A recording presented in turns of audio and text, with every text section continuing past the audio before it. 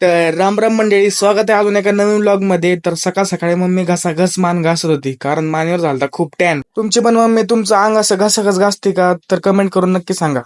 मग दिवसभर तर काही व्लॉग काढला नाही, कारण आराम केला आणि डायरेक्ट संध्याकाळी 6 वाजता उठलो. ओम भाऊ तर धारा काढत होते आणि धारा काढताना तेवढ्यात सूरज भाऊचा फोन आला. तो बोलला की घ्यायला, कारण त्याच्याकडे नव्हती गाडी. मग काही ओम भाऊला उचललं आणि डायरेक्ट त्याला घ्यायला निघालो. मग काय तिथून सूरज भाऊला डायरेक्ट गाडीवर टाकलं आणि सूरज भाऊने एवढं मोठं मन केलं आज की डायरेक्ट एवढं थंडीचं गरमागरम वडापाव चारली. वडापाव वगैरे सगळं उरकून खाऊन पिऊन आम्ही परत घरी जायला निघालो. घरी आल्यावर शेकुटी करायला बसलो आणि अख्खा धूर मोबाईल मध्ये चालला होता आणि सूरज भाऊ जिकडे बसन तिकडे त्याच्याचकडे धूर चालला होता. आता तो बिचारा तरी काय करा, नुसतं धूरच धूर झालता त्याच्या डोळ्यांसमोर. आणि आमच्या इथल्या बायकांची इच्छा होती की व्लॉग मध्ये यायची, म्हणून त्यांना पण शूट केलं आणि पप्पा तिकडे नाईट वॉक करतात. मग तेवढ्यातच ओम भाऊच्या घरचा सिलेंडर संपला होता. मग ते आणायला गेलो. मग इथं आल्यावर बघतोय की आपल्या सिलेंडरची रिफिल बुकिंगच होत नव्हती. मग काय थोडाफार प्रयत्न करून कस तरी केलं रिफिल आणि